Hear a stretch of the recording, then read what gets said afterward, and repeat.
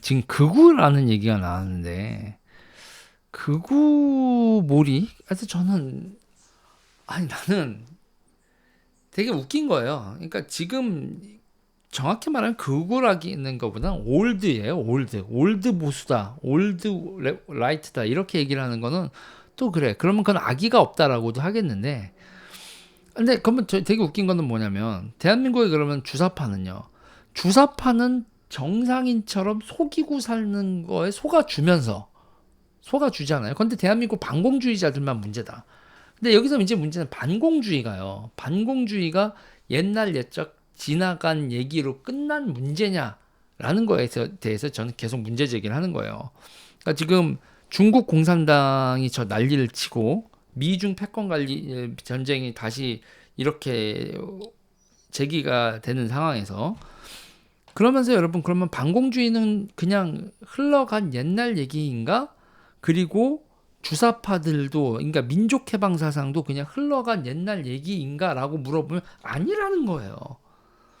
그러니까 프란시스 후쿠야마가 엔드 오브 히스토리 그러면서 중공도, 그러니까 소련이 해체되고 중국 공산당도 얌전하고 그래 미국이 짱 먹어라고 하면서 납작 엎드려 있었던 시절에는, 그러니까 1990년대부터 지금까지는 그는 반공주의적인 시선을 가는 게 현실적인 의미도 없고 그냥 흘러간 옛 이야기처럼 돼 버린 거였는데, 지금 다시 위기가 조성되는 거에서는, 이런 상황에서는 반공주의가 과연 그냥 옛날 낡은 사상일 뿐인가라는 거에 대해서 한번 생각을 해야 돼요.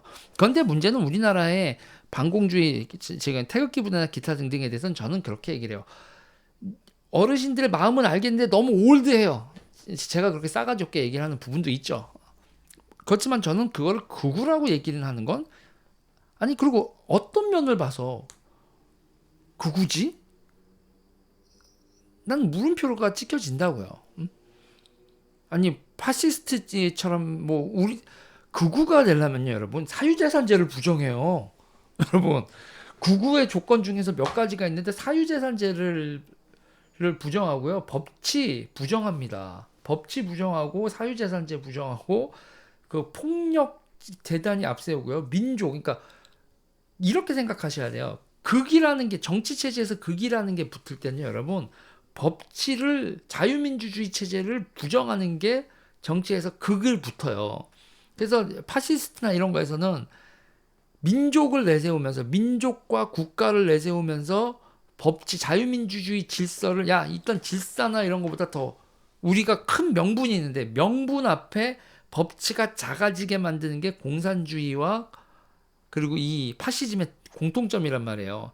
그러니까 극이라는 말 자체는 현 질서 체제, 자유민주주의 체제를 부정하는 게 극이에요. 공산주의는 극좌고 파시즘은 극우고 이렇게 되는 거란 말이에요. 근데 지금 그 우리나라 우파 분들, 지금 극우라는 소리를 듣는 분들 보면 다 뭐 자유민주주의를 지키지, 자유민주주의를 지키자고 막 하고 억울하고 서글프고 막 그러면서 그러면서 그 자유민주주의가 뭐냐고 물어보면 아 몰라 그냥 반공이 자유민주주의 아니야? 그럼 공산당 여시세금 주사파 새끼들 막 이렇게 얘기를 했는데, 그게 지금 저쪽에서 숨어있던 주사파가 너무 법치나 이런 걸 무시하는 행태들을 보이잖아요. 패거리를 내세우면서. 그럼 물어보자고. 그러면은 그냥 세월 지난 분들이라고 보기엔 좀 그런 거 아니야? 그리고 자유민주주의를 지키겠다고 하는 사람들은 극으로 몰리면서 주체 사상을 신봉했었고 중국한테 기울어져 있고 미국에 대해서 기분이 반미를 외치다가 지금은 그 말은 못하면서도 기분이가 미국을 향해서, 일본과 미국을 향하면 기분이 안 좋은 니들은 그러면 뭐냐 이거야. 주사파 아닌 척 하잖아요. 그러니까 왜 대한민국의 극좌들이 위장 전술을 피면서 우파를 구구라고 몰아붙이는 거를, 왜 그거를 내호응을 하면서 극우라고 몰아붙이는 우파 내부의 인간들이 있을까? 저도 좌파에 있을 때는 막 극우라고 막 이렇게 해서 했는데, 지금 와서 보면서 이렇게 한국 정치 지형을 계속 지켜보다 보면 저는 주사파랑 싸우는 거에서 내가 왜 주사파한테 철저히 패배할 수밖에 없었나 생각을 해보면 고립이 됐었던 거예요. 그러면서 우파 분들, 자유민주주의, 그러니까 반공주의자죠. 정확히 자유민주주의자는 아니에요. 생활 습속이나 사고 방식이나 하는 행태나 보면 반공주의자, 그러니까 자유민주주의를 철저히 생활 습속으로까지 받아들인 그런 상태의 자유민주주의자들은 아니고 막연한 자유민주주의를 동경하는 후진국의 반공주의자들. 그게 이제 정확히 보면은 우리나라 어르신들의 일반적인 행태란 말이죠. 자유민주주의에 대한 동경이 있는 거죠. 그러니까 이런 상태에서 보면은 저는 훨씬 더 이제 그쪽 지금 보면서 어르신들에 대한 이해도 점점 높아지고 이해는 되는데 좀 많이 갑갑한 건 있어요. 아, 뭔가 좀 이렇게 하면 안 되는데 이런 건 있지만 그래도 많이 되면서 그리고 이제 저는 이준석 같은 사람들이나 뭐 하태경 같은 사람들이 저쪽을 주사파라고 얘기하는 걸 극우라고 저 사람들을 주사파라는 얘기로 했다는 이유로 극우가 된다는 건 말이 안 되는 거야.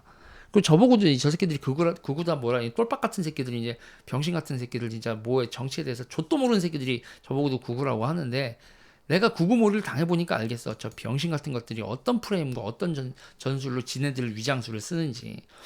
그래서 여러분 있잖아요. 함부로 지금 보면 그러니까 제가 요새 이제 많이 바뀌잖아요. 이준석에 대한 태도도 제가 많이 바뀌고 있고 그리고 뭐 이제 유승민 계라고 하는 일명 중도라고 하는 사람들 우파 중에서 이런 분들에 대한 태도도 많이 바뀌는 게 그러니까는 좀 그래요. 저는 그래요. 그러니까 대한민국에 극우는 극좌는 있어도 극우는 없어요. 아직은 없는데 지금 20, 30대들은 진짜 극우로 클 수가 있죠. 대단히 정치 상황이 극좌와 극우의 양극단적인 충돌로 갈 수 있는 상황으로 보고요. 그리고 대한민국에 지금 극우로 불리는 분들, 태극기 부대분들이나 뭐 저 같은 간도 절대 극우 아니다. 이거는 계속 좀 얘기를 해야 될 필요가 있지 않을까 생각을 합니다. 이 얘기는 좀 길었네요.